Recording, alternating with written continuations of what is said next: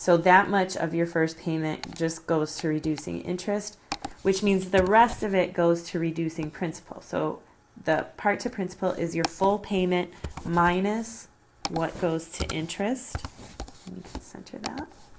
And then your ending balance is your beginning balance minus the amount that went to reducing principal. And then we can center that. So now your beginning balance for period 2 is your ending balance for period 1. And we'll center that.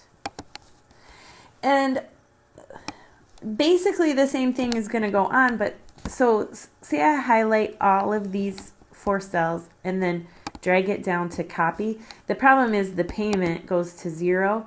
I didn't want the payment to change, and I had clicked on equals B11. So remember, if I drag it down, it goes down to B12. Well, I didn't want it to change.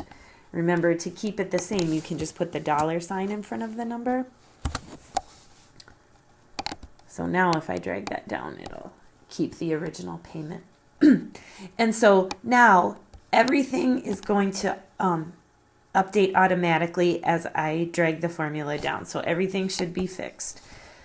So all I have to do is highlight that entire row, click in the bottom right corner, and drag it all the way down to row 364, or 374, I'm sorry. And then notice at the end, you have a 0 balance. That's what should happen. If you have like, less than $1, like, 5 or 6 cents left, that's fine. But you shouldn't even have more than $1 left. If you have more than $1 left, then you've done something wrong. Okay, so then this can, tell you after, if you're looking at after 20 years, that means you've made 240 payments. So after 20 years, you still owe $144,000 almost on your house. Okay, so that's just if you do everything by the book. Now let's copy and paste this. So I just highlighted the column headings. And then let's just go over maybe to column K. And whoops, I'll just put my cursor there and then Control V. So it pastes everything. The only thing I'm going to change here is my payment. So what I want to do is people talk about, well, if you just make an extra payment every year, that can really reduce the life of your loan and the amount of interest you pay.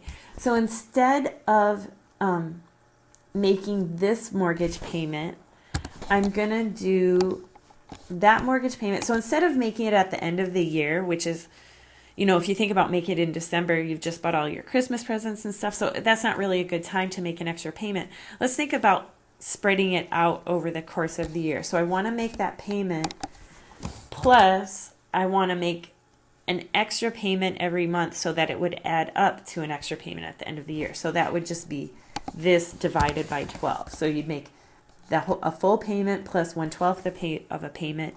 So that means every year you've made an extra payment. And so then if I hit enter, so now, and notice it automatically updated my amortization schedule to have the new payment in there just when I fix it here.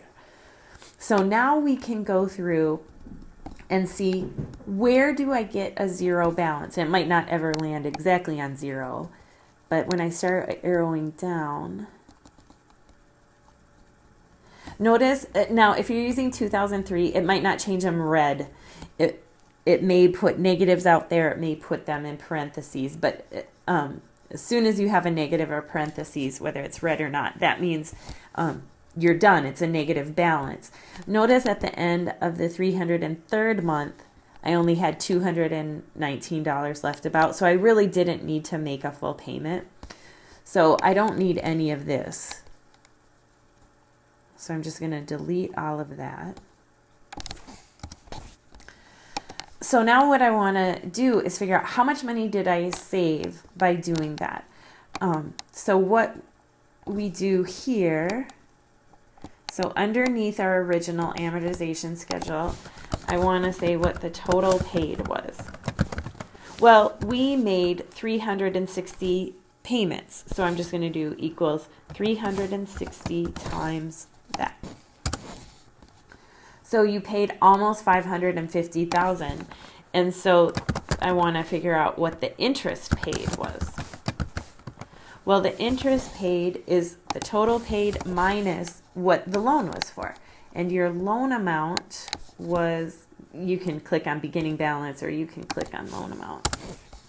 So you paid about almost $265,000 in interest. Now let's see how that compares to the other scenario. So in this scenario, the total paid was, well, we didn't make 360 payments. We made 303 full payments. 303 of those. Plus, we wouldn't pay them more than we owed. We would just pay the $218.94. Okay, so about $501,000. And so interest paid is equal to this minus your loan amount or the beginning balance. Just right here. So in this scenario, we only paid about $216 worth, $216,000 worth of interest, but that was compared to, $265. So you did save, close to $50,000 in interest by doing that. And you paid it off 56 months early, which is almost 5 years early. Not quite. Okay. So that's it for the mortgage part. Then there will be a credit card part, and I'll